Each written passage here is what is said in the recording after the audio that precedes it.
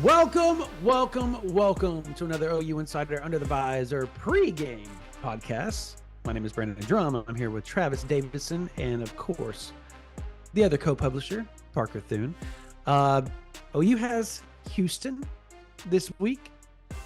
They lost, obviously, to UNLV 27-7. The Fighting Barry Odoms took them to task last week, but they still are a Power 4 program. They still have Willie Fritz as I would say Oklahoma's thorn in their side, or Lincoln Riley's thorn in his side, one of the two, however you want to look at it, as the head coach of Houston. So they are always going to be well prepared, as they are going to be taking on the Oklahoma Sooners this weekend in Norman, Saturday at 6:45 p.m. on national television. Oklahoma coming off a win of 51-3 over Temple. So, boys, thoughts after a week listening to Venables, any of that stuff? First off, do we have bills to pay, Parker? We do. I'll get that taken care of before we dive in. This episode of the Under the Visor podcast is brought to you by the good folks at Babbel. Now, the best way to learn a language is immersion, obviously, living where the language is spoken, using it every day.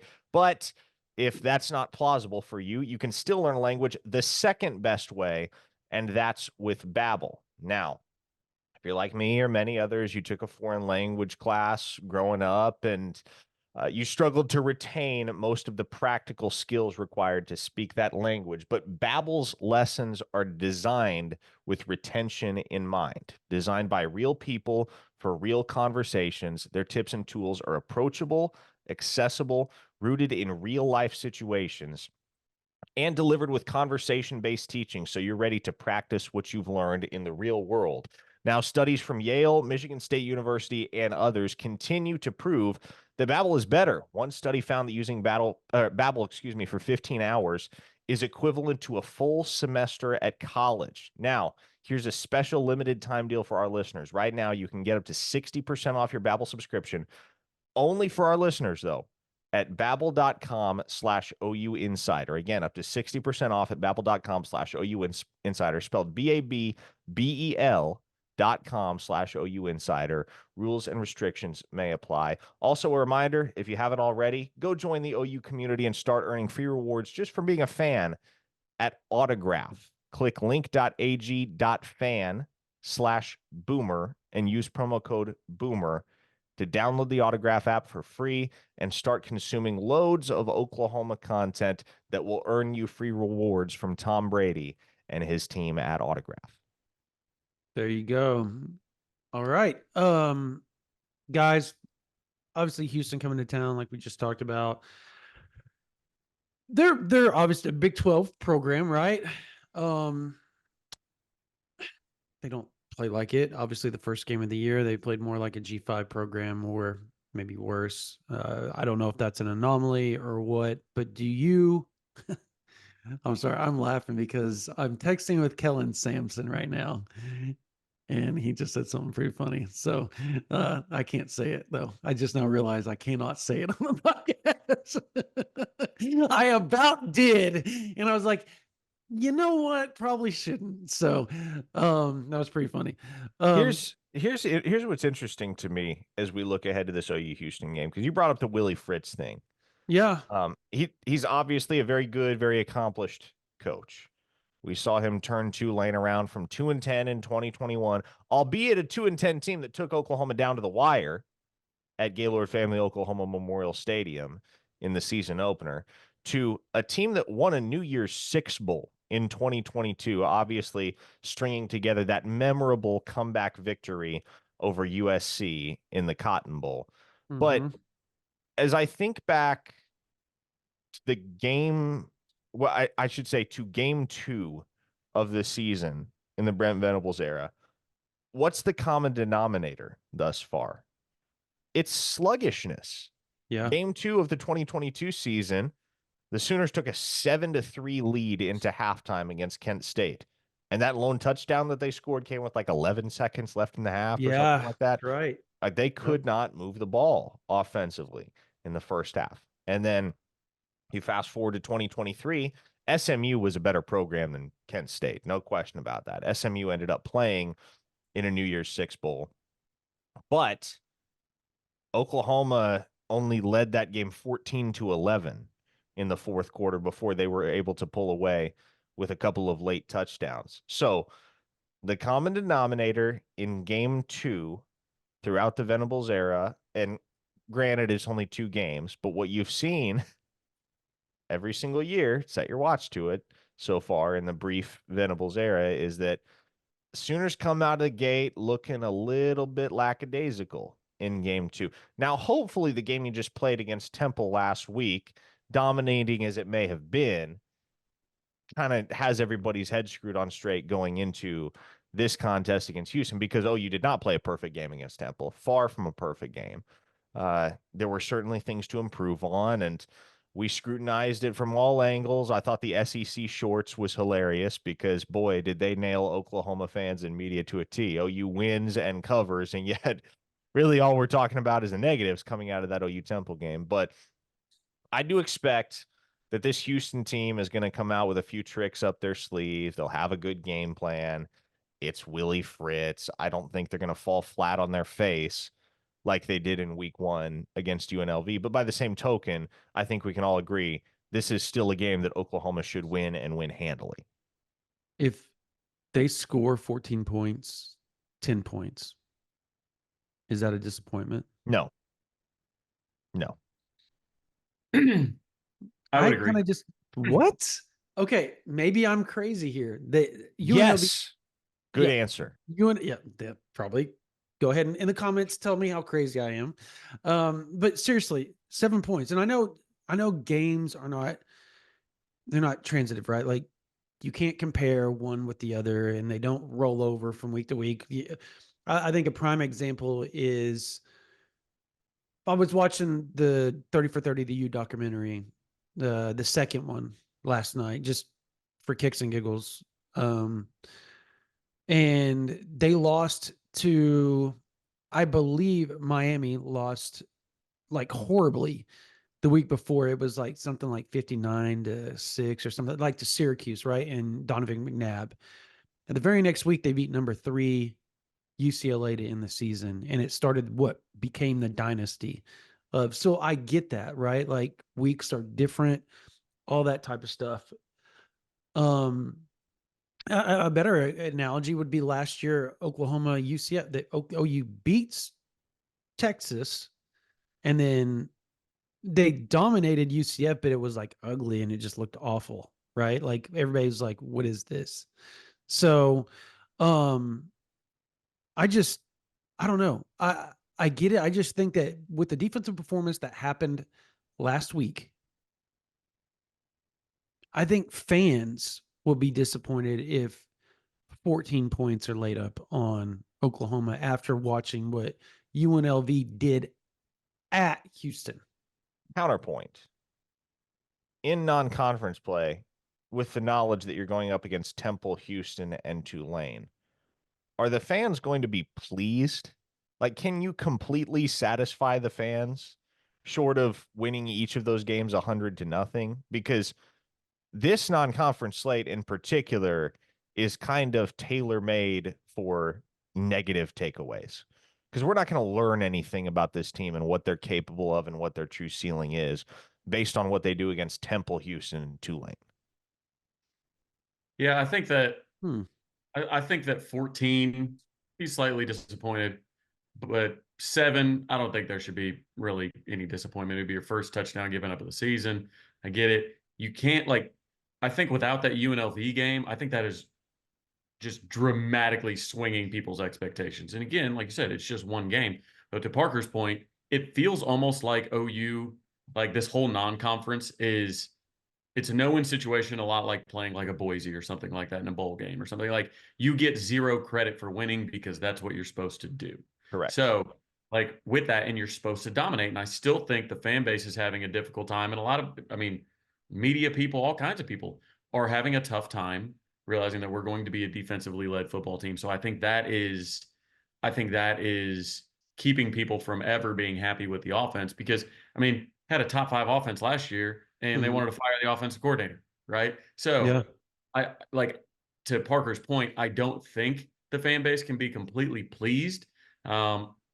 I mean, the biggest gripe so far, obviously, offensive line. We'd have to run for like 8 yards a carry, and Jackson has 35 seconds to throw and it's not going to happen this week. I hate to break it to you guys, but it's we're not going to be in our final form of offensive line that we're going to see probably even against Tennessee, would be my guess. So, I don't think it's going to be a 60-0 game. I think that might please people, but I don't think it's going to be a 60-0 game. I am interested to see if Donovan Smith plays the whole game, though. And I will add you think this. Chris come in for him? No, I think Ale would come in for him. Because, I mean, Ale came in on the last drive. He's the only reason they didn't get shut out. He went 7 for 8 on that last drive and looked good. He's a sophomore. Yeah. Like, I don't think it would be out of the realm of possibility. I mean, Donovan Smith went in there and had 2 picks, threw 2 picks, both to Jalen Catalon, former Arkansas player. Had 2 picks, a pick 6, whatnot, 0 touchdowns, obviously. Didn't do a ton with his legs. So I think if he throws an early pick, I wouldn't be shocked to see, maybe a change at quarterback, which would obviously give Oklahoma a completely different look. But I mean, look, is Oklahoma talented enough to shut out this team? Absolutely. But they didn't shut out Temple. So, and Houston is more talented than Temple. Yeah. And I think they're better coached than Temple. I think they're more talented than Temple. I think, like Parker said, kind of that week 2 sluggishness situation going on. I mean, I don't think this is going to be a barn burner by any means, but I think OU is going to have a tough time covering. I'll put it that way. Okay, so I said something to that. I asked you, Parker, the Willie Fritz thing. I think it was before the Temple game, right? I was making comments about Willie Fritz, and you were like, "Yeah, well, I still think OU's going to win handily." And that was before, obviously, the UNLV game. We had no idea that Houston was as bad as, potentially as bad as they seem to be. Because I don't want to yes, Oklahoma State did lose 33-7 to South Alabama last year. Correct. So things change as the season Maybe goes on. UNLV is really good too. We don't know. Maybe UNLV's got really. UNLV is good. Barry Odom has that thing rolling, dude. Like that. I mean, absolutely. I don't know. I think for me, and if you're Brent Venables in Oklahoma, I think you're happy that you're getting them year 1 of Willie Fritz and not year 3 or 4, right? And I think OU plays them on the road. What year is it? It's in a couple of years, right? Is it next year or the year before, or the year after? Not next, I think it's 26, 27. So they are going to get a taste of Willie Fritz after he builds the program up, which is they got one of the top players in the country committed to them, right? It's at some point he's going to get that thing rolling. It's just, I don't know if it's week 2 of 2024. That's the thing. Yeah. Unfortunately, he has to go to Norman and face Zach Alley and Brent Venables' defense. And that's the other part of it is I'm after watching what I watched last week, and I want you guys to really tell me if I'm over exaggerating or I'm maybe too confident on this. There is a part of me that I know it was Temple, but what Oklahoma did to Temple is what opened my eyes up to believe. They just looked different, number one. Like it felt and looked different, even more different than last year, right? You got a sense that Oklahoma was just, they're finally there defensively.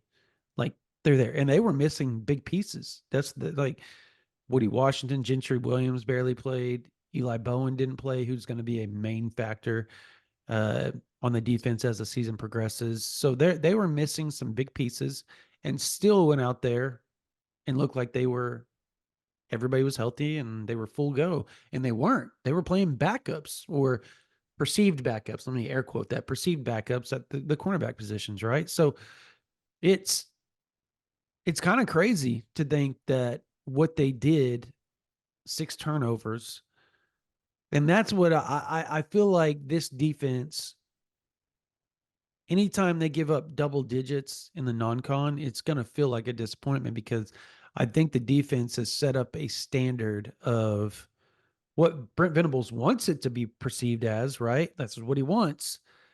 But the fan base now believes, like, just because of that game. And I know it was Temple, but they believe. They believe in that defensive front. They believe in that secondary and that linebacker crew. For the very first time in probably forever, OU fans are going to walk into Norman on a Saturday and go, you know what? I'm not worried about the defense. It's the offensive line I'm worried about, and that's about it. And the injuries at wide receiver. But am I too overconfident in thinking that that's what the fan? You're the voice of the fan, Travis. I want you to talk on this. Well, here's the thing. It's the 6 turnovers. I'm just not sure. Like, that's not easily repeatable, right? Like, you can't, like, if I said how many turnovers are we gonna have this week, nobody in the right mind is saying 6. Like, how many points does Temple score if that number's just cut in half, right? If there's 3 turnovers, right? Like, is it did we see a game where there were 6 turnovers, still gave up 3 points on a long field goal, but 6 turnovers, and now we just assume that if we hadn't have gotten those turnovers, we still would have stopped them? I don't know if that's logically, a good base to have. We could have for sure, but I don't think you can just assume it that we would have stopped them had we not turned the ball. Because a couple times on those fumbles and whatnot, they had gotten down the field a little bit. The times we had punched the ball out and whatnot, like, they were moving the ball a bit. So I don't know. I do agree. I think the fans expect shutout, but man, it's just tough, especially if you're playing up tempo, if you're wanting to play fast, if we're going to have some offensive line issues, it helps them to play fast. So we have an opportunity where if your offensive line's struggling, you could give Houston the ball on some shorter fields. You could give them the ball rather quickly. They could have more possessions. So I think the defense is deeper than it's been. I think it's more talented than it's been. I think the defensive line specifically, and Stan Drayton spoke to it in his post-game press conference about how the level of talent that Oklahoma's defensive line comes to the game with now. Yeah. Like, I think all of that's great. I just think it's an unrealistic expectation to be like, even if we don't get those, we're stopping them regardless. You know what I mean? Yeah. So let's talk about the injuries on the offensive line. Parker, you want to dive in on that? It's just awful. Yeah, look, it's not a great situation. And my hope would be, Brandon, as we've mentioned before, that anybody that's kind of on the fence in terms of availability, guys that could play or couldn't, for instance, Branson Hickman this week, it's my hope that they would just hold that guy out. Because you're not going to need Branson Hickman to beat Houston. You shouldn't need Branson Hickman to beat Houston. If you do need Branson Hickman to beat Houston, then your football program has bigger issues than who's playing center. But as I see it, you need to be 100% healthy. That was a weird emote. And the way it came out, your hand gesture and everything, it was like, is that what you did? Okay. Wow, look at that. Okay, people that don't know, he's doing the heart symbol, and I'm see if it works on mine too. Oh, Brandon. Yeah, I don't think I'm doing it right. I'm such an old man now. Like, no one who's listening on the audio side right now has any idea what we're talking about. Hearts people just on flew YouTube out are of cracking up though. Yeah, hearts just flew out of Parker's crotch area, just in the middle, and he was hand gesturing. Never mind. I'm just go ahead. Let's not digress into this. Getting back on track here. As I have said for weeks, it's much more about September 21st and your overall level of health on September 21st than your overall level of health on, what was it, August 30th that they opened the season against Temple. That, for all intents and purposes, is your opener. And you don't want to look past Temple, Houston, and Tulane. And certainly Brent Venables and this program are not doing that. But I think with any calculated risks that you take with guys that are limited and or questionable, your target date for those guys and the date you have in mind is going to be September 21st, because that's the day at which, gloves come off. You've got to be ready to launch full speed ahead into the gauntlet that is year one in the SEC. And so I would hope you do not see Branson Hickman. I don't know whether the fans, I don't know how the fan base feels about that going into this weekend. I hope you don't see Branson Hickman. I hope he is on the sidelines. I hope he's on the sidelines next week against Tulane as well. I hope he is given more than adequate time to recuperate and get right. Because look, if Brent Venables said it's a possibility that he could go this weekend, you would fully expect that 2 more weeks down the line in advance of that Tennessee game, he's going to be as close to 100% as possible. So that's how I hope they play this thing. I don't know what the offensive line is going to look like. I don't think any of us have a concrete idea of what the offensive line is going to look like. I think regardless of what it looks like, you just want to see them handling their business in the trenches. You don't have to be mauling that Houston front four necessarily. You just got to be keeping the pocket clean for Jackson Arnold, and you got to be doing enough to let this outstanding core of running backs be able to find the holes and take off into the open field. So I don't think you need to part the Red Sea.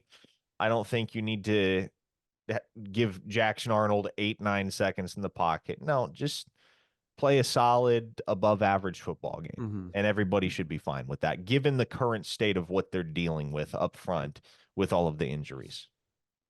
You brought the September 21st date, and totally understand that. I agree that is the ultimate date that you're looking forward to with Tennessee.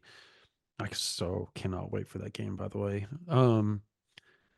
But in a perfect world, wouldn't you want Hickman, Taylor, everybody back, right?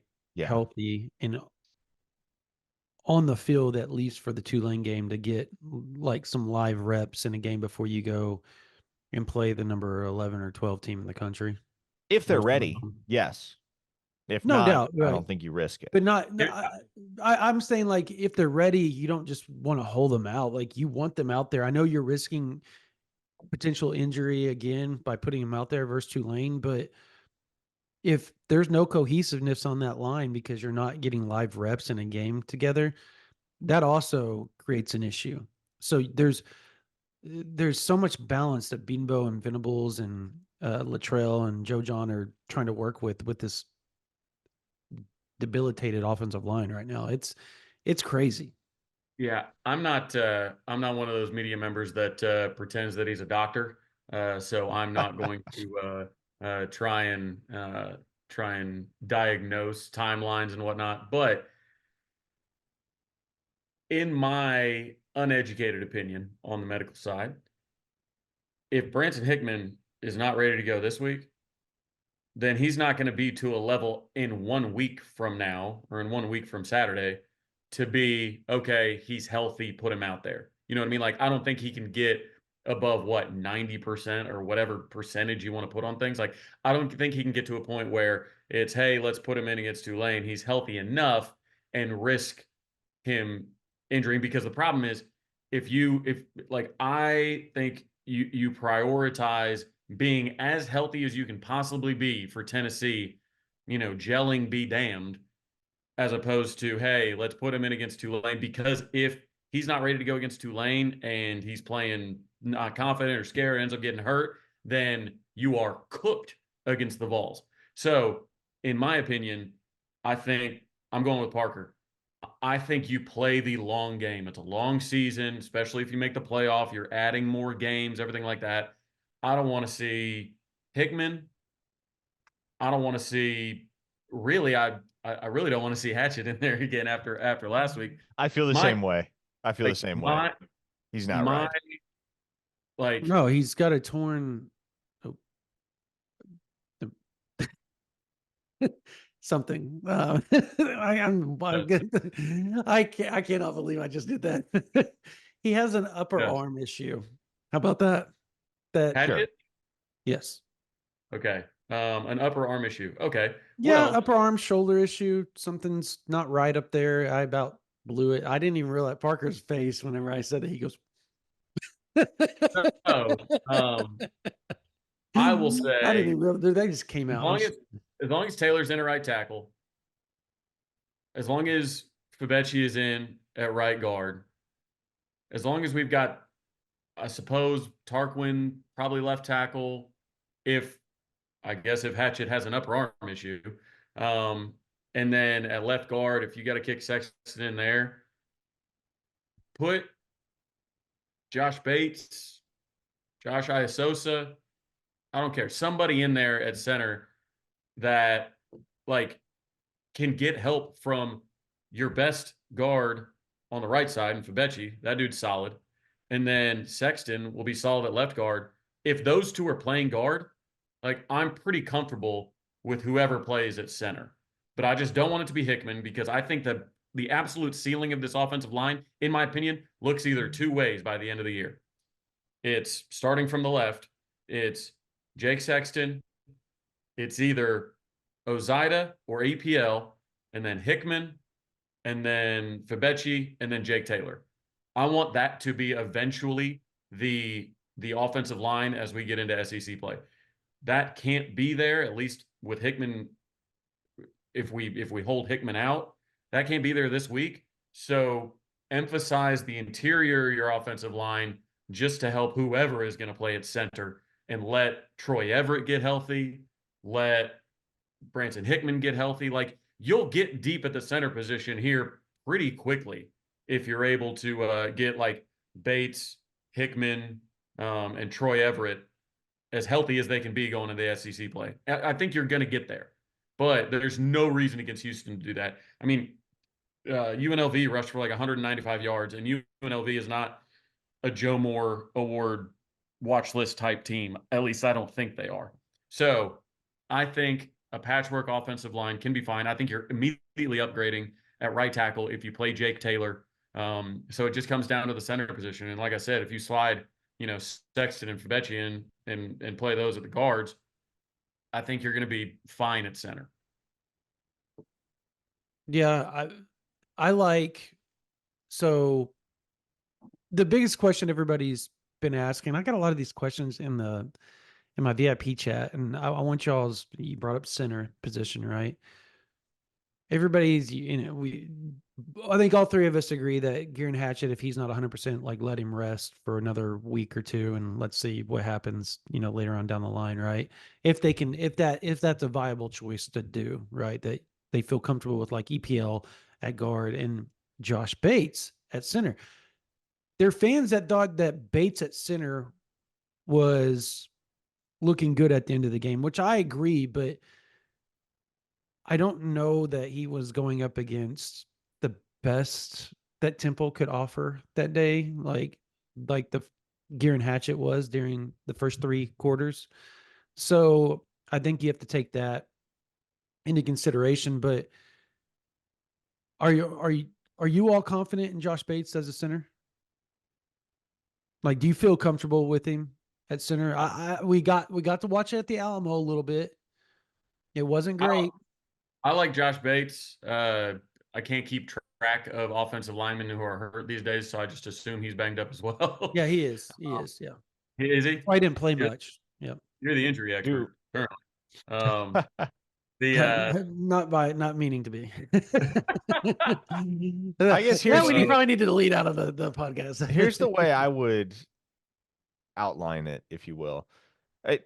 Yes, I am confident in Josh Bates. I trust Josh Bates to play center against Houston. Would I trust him to play center against Tennessee? That's an entirely different question.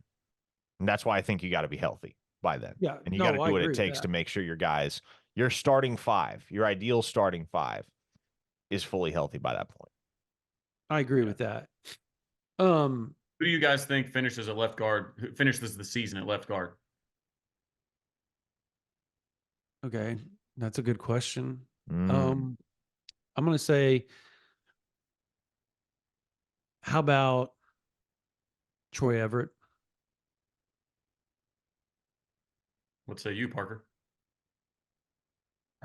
Wait. That means Bronson are we saying Branson Hickman's healthy? Yes. And this, then Kieran Hatchett.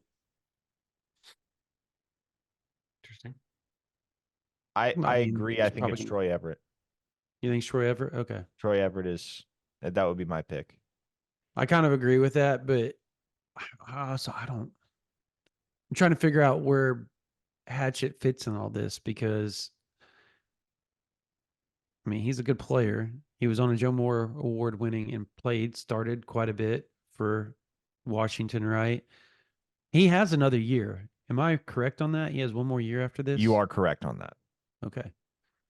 So he will probably be the starting guard next year when Hickman leaves and Everett's back at center. So give me Heath Ozida or give me EPL. I'll take those since y'all. No. Those are good picks. I'll take the field. Those are good picks. I think EPL is going to end up starting somewhere before next year's over. Like, I think he's that good. I think he's phenomenal. I think Ozida is that good. I just think he is running into an unfortunate side effect of playing at the University of Oklahoma and Bill Bedenbaugh recruiting like a madman right now. Because if this was 2022 or 21, Heath Ozida is probably starting on that offensive line. Right? Like, that's... And the fans in the comments are saying, it's 2024. Let Heath Ozida start on this offensive line. Maybe, but the talent is just different. And I know people are like, then why are they struggling so much? Because the talent's hurt. Like, the main guys are hurt. I think if Heath is healthy, I'll throw him in there, baby. Is he not? You tell me. I think he is. I have no reason to believe he isn't. No, he's healthy. Okay. He played a little bit. Yeah, he played last Saturday. He looked good. But I remember he was pushing for.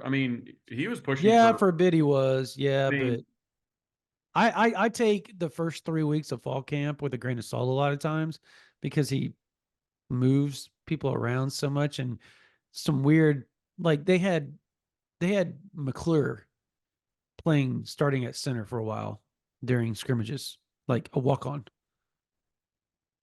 Like that's where that was at. So you got to kind of sift through the trash and then get the 2 weeks leading up. And we didn't even realize that Kieran Hatchett was getting reps at center anymore because they didn't do it during fall camp. Right. It was after they moved on to game prep, he started playing center again. Because you had,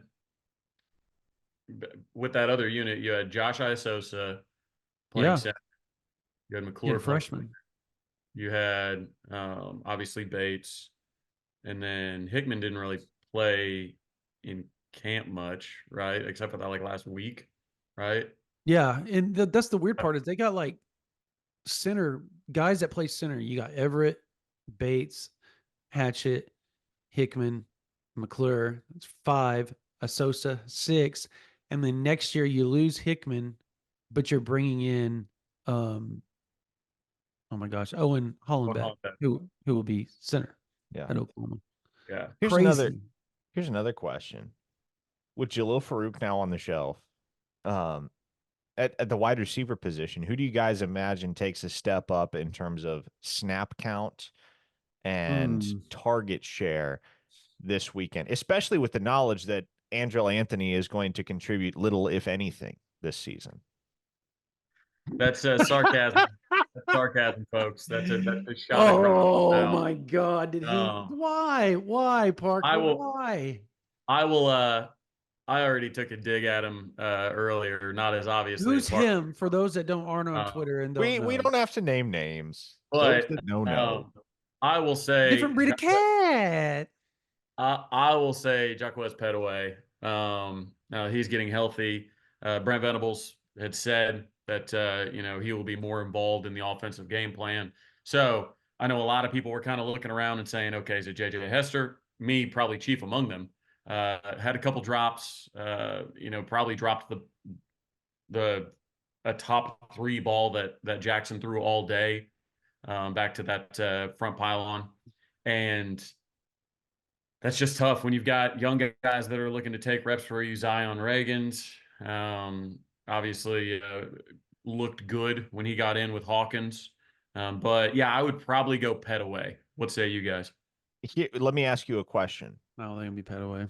If Latrell McCutcheon is atop this depth chart for Houston, what do we think Houston is going to primarily be susceptible to in the pass game? Burn me deep, Latrell. Burn me deep. Bingo. Burn me deep, McCutcheon. Bingo. So, give me Zion Reagans for 500, please. Okay. So I like that, especially because I mentioned it first. Now I look smarter. Yes. The Zion Reagans is probably the correct pick. Okay. As far as, because BV's talked about it, he said he's going to get a lot of reps, but there's another name that he brought up really quickly that he thinks is going to get a lot of run this week. Zion Kearney. Zion Kearney has a big body like Farouk, right?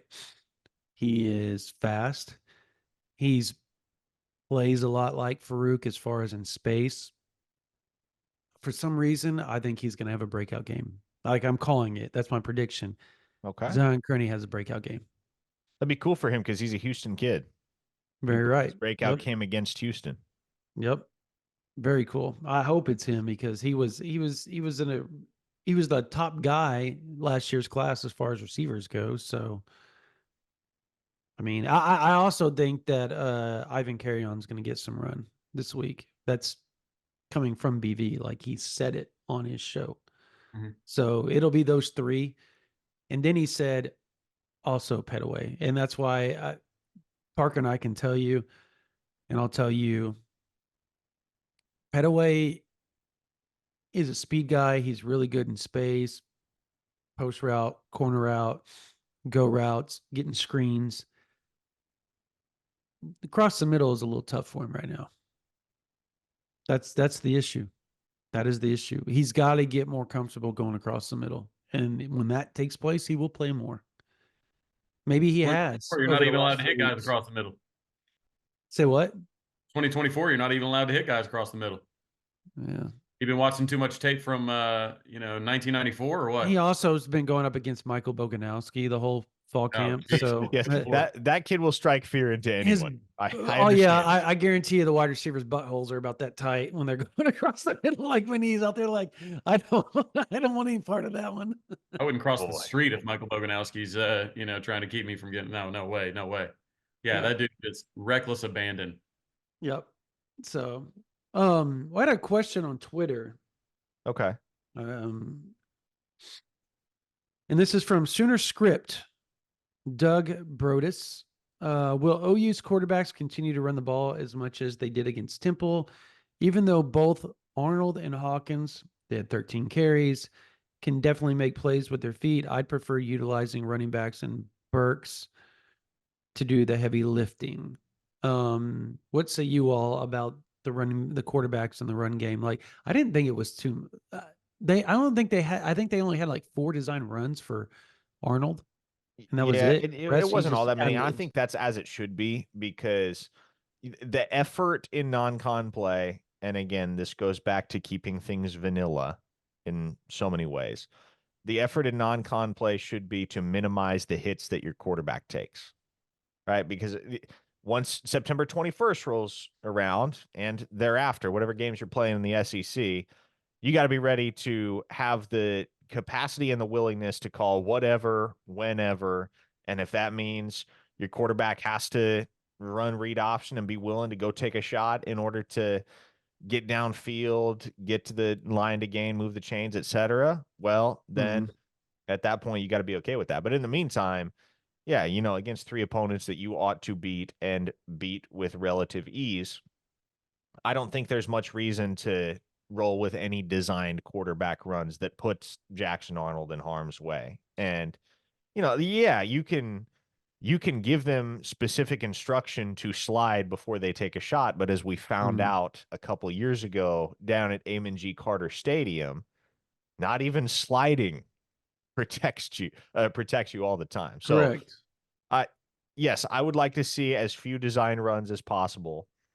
for Jackson Arnold the next couple of weeks, with the knowledge that that aspect of the playbook probably gets leaned on a little bit more, probably gets expanded. You start to see more of the quarterback run game once SEC play opens up. Yeah, I'm probably on the other side. I live in the still in the world of I want my best players returning punts and my best players returning kicks, because if you're playing scared, then maybe this isn't the sport for you. Like, I understand that it may be smart to, hold them back from designed runs and this, that, and the other, but both these guys were dual threat type guys, right? Jackson can run, and obviously Hawkins can run. We saw that before that play got called back. Was probably the longest run that we've had probably from a quarterback since Dillon against Texas. So it was like, yeah, it's one of those things. Like, I don't want them to be dumb, but totally throwing the quarterback design run out of the offense. We still have to block for it and make it part of the game. Now, I don't want an entire drive to feature Jackson trying to, truck a linebacker. I get it. But I'm of the belief of, you brought these guys in as dual threat guys, quarterback runs part of the offense, run a little bit of it, and in the SEC, run a lot more of it. But I think the fan base I think they're so scared of a quarterback getting hurt, because I think we're still suffering from that Texas game in 2022. And people are like, well, we saw what happened when Davis Bevel went in. First of all, last week, Forrest Brock, the Temple starting quarterback, had a lower QBR than what Davis Bevel had against Texas. So that's hard to accomplish, by the way. Shout out to the defense. Shout out to the defense. So, but what I'm saying is, I think a lot of people get so scared of the quarterback injury now that, I saw people on Twitter being like, why are we running the quarterback? Why are we running the quarterback? Well, it's like, it's going to be okay. They're wearing helmets too. And I know that there is a bigger chance of them getting hurt by getting downfield, but there's a chance of them getting hurt every time they put on a helmet and pads. Like, oh, absolutely. You've got to let them a little bit. I just don't want to send Jackson Arnold across the middle on a trick play to catch something. You know what I mean? Like, I don't want to be stupid about it, but you can't be afraid of getting hurt. Correct. And that kind of goes back to my point. My perspective on all of it is, you're not going to be able to play conservatively with regard to letting Jackson Arnold loose in the run game once SEC play opens up. And so at that point, you have to throw caution to the wind. You have to run to the fire. Until then, you ought to be able to beat Houston and Tulane without leaning on the QB run game. So as little of it as you can possibly use, to me, that is the recipe. Yeah. So out of curiosity,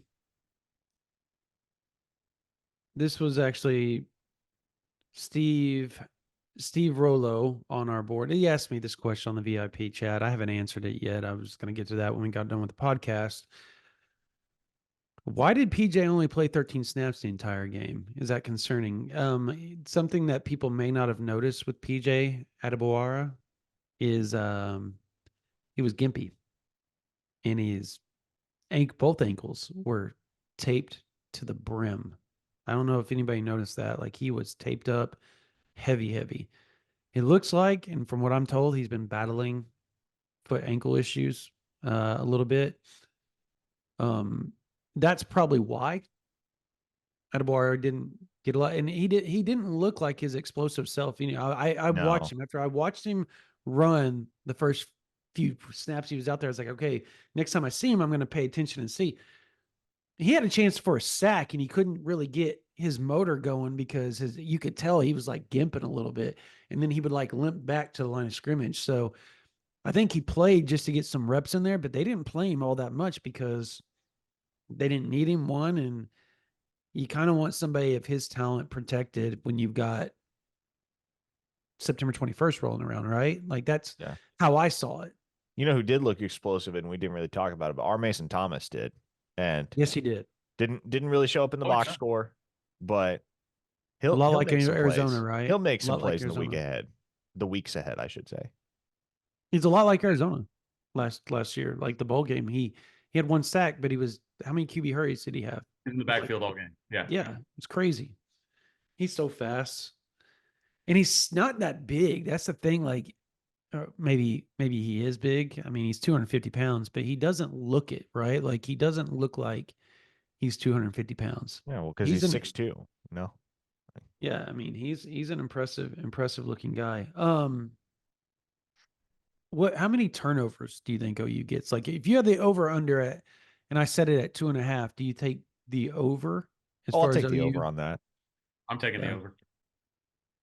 I'll set Tyler, Donovan Smith throwing three interceptions instead of 2 this week. Like I said, I'm not sure Donovan Smith finishes the game as quarterback. You're probably right on that. They've got to figure something. And I don't think it's because he's a bad quarterback. I mean, he's the same quarterback that took Texas to the brink last year, right? Like, yeah. I mean, he's not a bad, and he wasn't a bad quarterback last year. I think he just doesn't have when you have a coaching change, and obviously Houston had a ton of attrition, he stayed. Well, you don't have the same guys around you that you thought you were going to have returning. That makes a difference, particularly when you're in a quarterback in a new system too, with new coaches. So I feel bad for him. Like, this is, that he came into the season, Houston came in the season, we're going to start 1-0. We may be 1-1, probably going to be 1-1 after the first 2 games, but everything should be okay after that. Do they like they start 0-3, 0-4? Like, what's it could be a rough go for Houston, man. Like, bad. I see a quarterback changing their future. This Ale guy, he was a transfer from Golden West College last year. He played like a little bit in one game, 1 for 2 for 58 yards and a touchdown. His first name, like, he just uses the UI, like that's what it's short for. Mm-hmm. Let me spell his first name for you. Let Parker announce it. Go for it, Parker. UIOLEVANUSEAULAOLEOLO is his first name. What the WTF? It's incredible. What? And he went 7 for 8 and scored their only touchdown last week. Like, give it a try, Parker. I have to look at it. I'm pulling it up so I can actually, like, put my eyes on whatever conglomeration of letters Travis just. It sounded like a bunch of vowels just ran together with a couple of consonants in there. And the kid can play. Let the kid out there and play. Because here's the thing: if Donovan Smith throws 2 picks against UNLV, and then he say he throws a first quarter pick, like, does Fritz just say, "Look, like, I'm not going to wait so long to take him out this week"? What does he got to lose? Like, if Oklahoma scores, say, on the first drive of the game, or whatever, first or second drive of the game, and then and Donovan Smith throws a pick in the first quarter, what do you got to lose? He never settled in against UNLV. No. Like, are you going to settle in against Oklahoma on the road, going against one of the best defenses maybe in the country? I don't know if he will. Okay, I'm willing to take a shot at this, because the way it is, to my understanding, the way it is in Hawaiian is that every vowel is 1 syllable. So you got to keep that in mind. Like, give each vowel its own syllable. That being said, I believe the correct pronunciation is Uiolevanuseaulaoleolo. I'll take your word for it, bro. I'm not even going to try that. Better than I would have done. We'll see. We'll see if we can get him on the. We'll see if we can get him on the. Go to the program and see how they have it underneath the pronunciations of the names. They probably didn't put his full name. They did not. It's just UI on their roster. Oh, Ui Ali. Ui Ali. That's excellent. I like that too. All right. So atmosphere-wise this weekend, do we expect it to be better than game one? Game one was pretty rad. I'm not gonna lie. Like, even though it's Temple, it was that atmosphere was pretty crazy. I think I it'll be think better. SEC ready, right? They're I getting think it'll SEC be ready.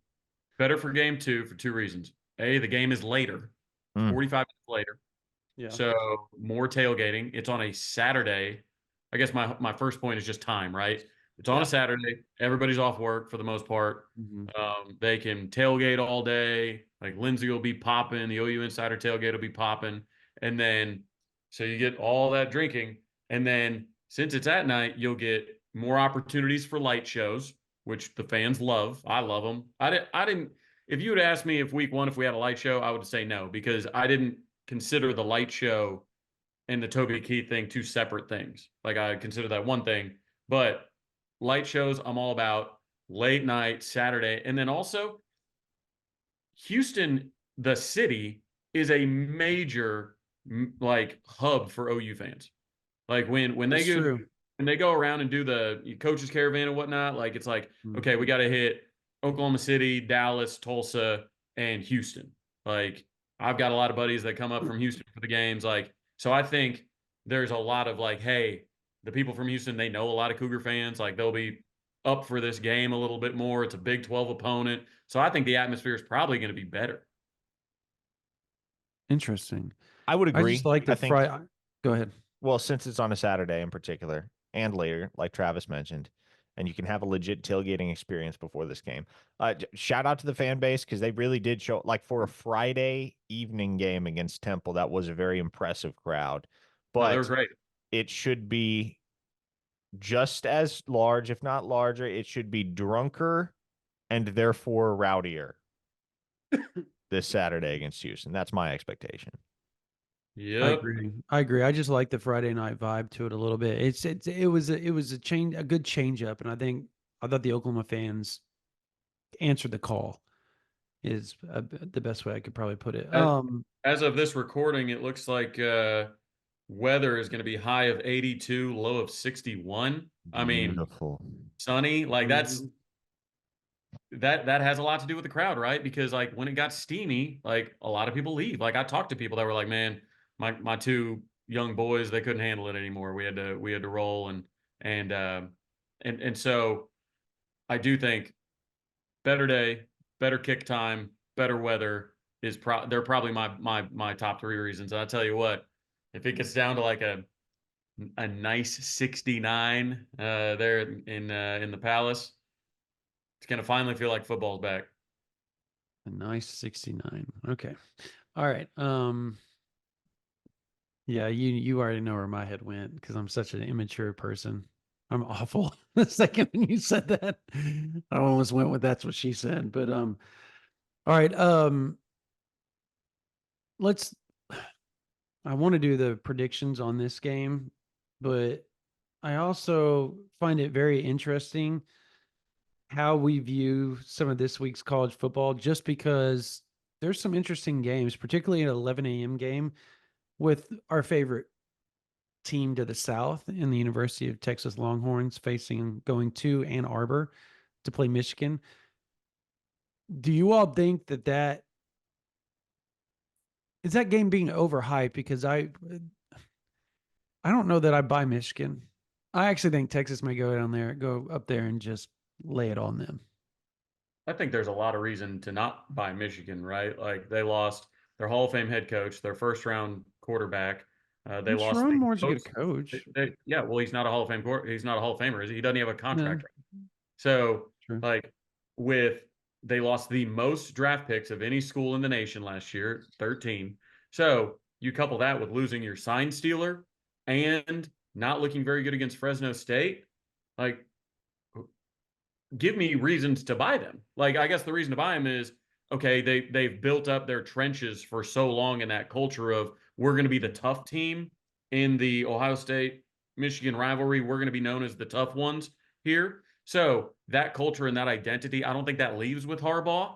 I think that's deeply instilled in their program. So I do think if there was a makeup of a particular team and you just said, hey, what's a team that could give Texas problems this year? It would be a team with good corner play. Well, Will Johnson, you got that. It'll be a team with good trench play, tough.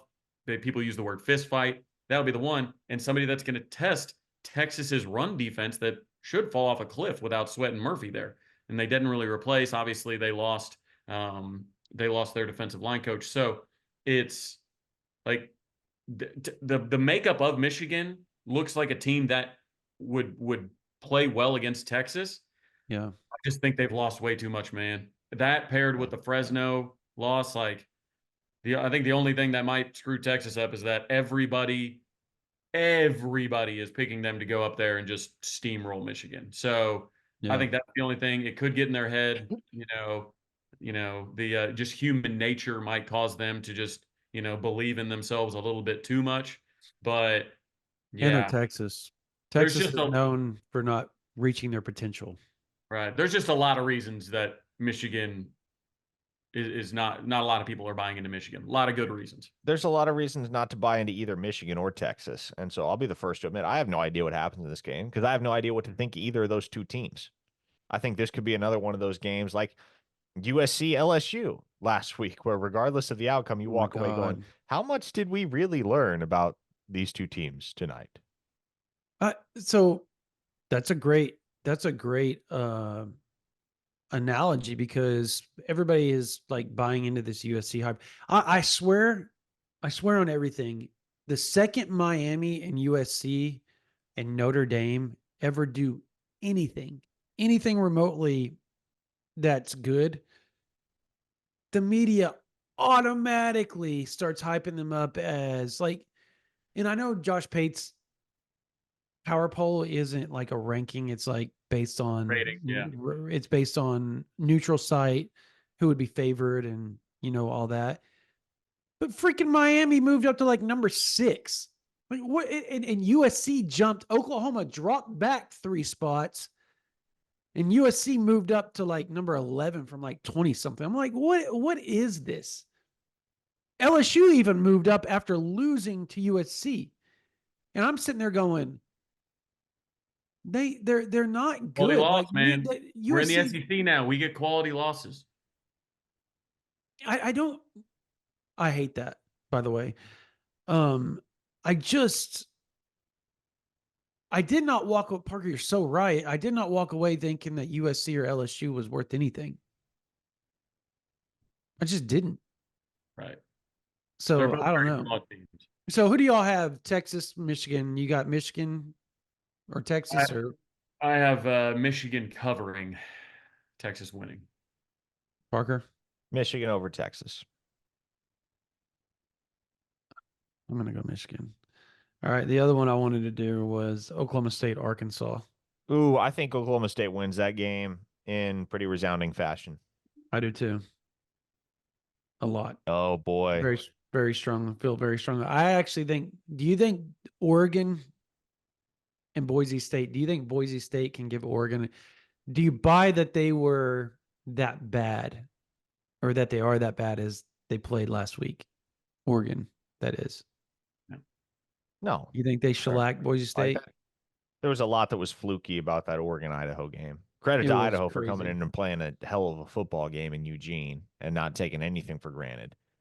But no, everybody overreacting to what Oregon did or didn't do in week 1. Like I get that's what week 1 is for, is overreactions, but Oregon's a much better football team than 10 points better than the University of Idaho. Okay. And then real quickly, K-State, Tulane. If Tulane beats K-State, how different does next week's ball game look? Oh, it gets very different. It gets very, very different. I don't think that will happen, though. I don't either, but I hope it does, just for our sake, just for some intrigue and excitement rolling into game 3. I think Kansas State is a team that's not getting talked about enough as I agree. A sleeper CFP contender, because it's the big, like in the new Big 12, there's no reason why they can't play with anybody, beat anybody. Avery Johnson is very exciting at the quarterback position. And they have one of the most electric dudes in college football, and Dylan Edwards in that backfield, as well as DJ Giddens. That's a heck of a 1-2 punch. So Yeah, I like Kansas State to win that game. I like Kansas State to win the Big 12. Interesting. To win the Big 12. Yeah. Okay. That's not a pick that's been talked about a lot. It's usually Utah or Oklahoma State is what people are talking about. So I like that. Don't sleep on Arizona. Well, that's true. I think Arizona's really good too. But I'm just saying that I'm talking about the national pick. Everybody's been picking Utah or Oklahoma State. Most people have Oklahoma State in the playoff. So, all right.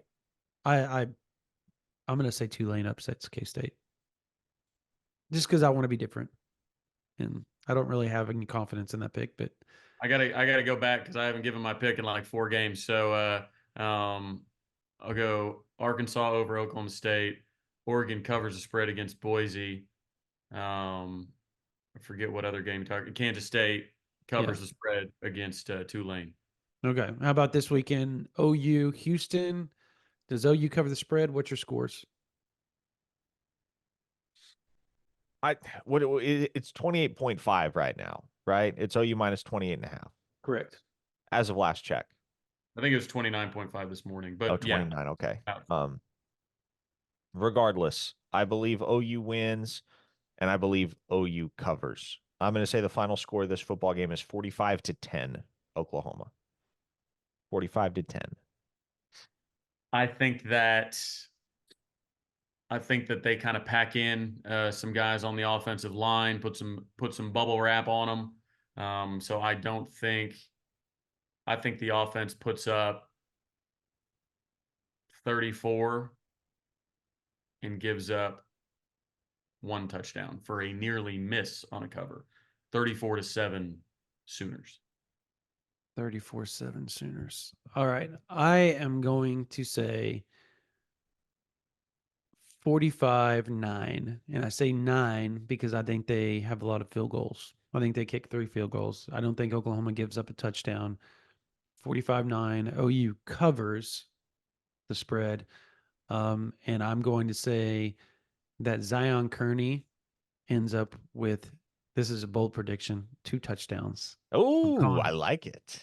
I just mainly because I love Zion Kearney. I want him to do well. He's an awesome dude. So I hope he does really well.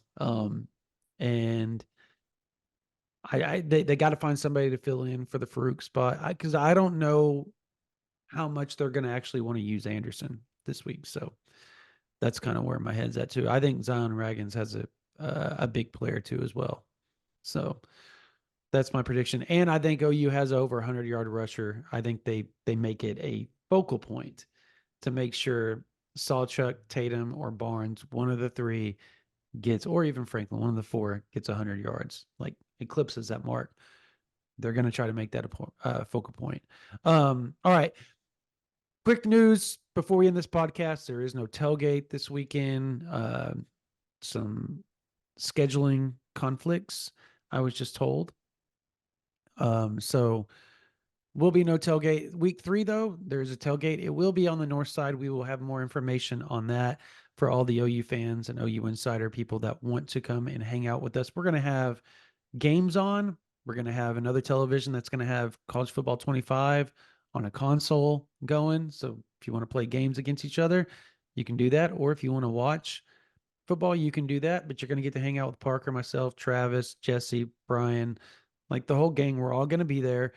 Plus all you Sooners fans, we can't wait to meet. There'll be some parents of OU players, some parents of OU recruits, some unofficial visitors. They meander through there every now and then and say hello to us, all that. It's fun. It's a fun time for everybody. Hot dog, hamburgers, drinks, margarita machine, from what I'm told, potentially is on the books. That's what I hear. Daiquiri machine or something like that. That's the word on the street. That's the buzz. So it's going to be a fun time. We will be on the north side again over there by where they do the Champions Walk.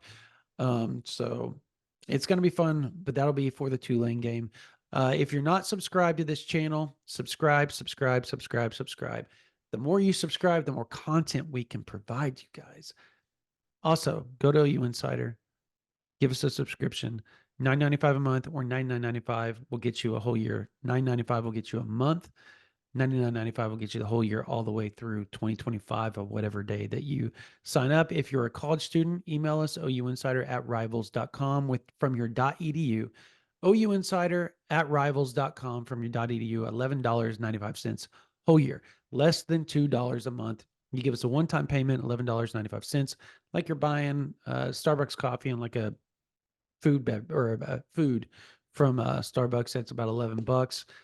That's what it'll get you, but you get the whole year of OU Insider VIP with the thousands and thousands of OU fans that are already on there with us. You get to talk to Travis on the message board. You get to talk to me. You get to talk to Parker. Anybody you want to talk to, questions answered, will be there for you, plus news, recruiting, team, all of it every day on OU Insider VIP. All right. That's going to do it for this version of the OU Insider Under the Visor Sooners pregame podcast. For Travis Davidson, for Parker Thune, my name is Brandon Drum. You guys have a blessed day. I hate you.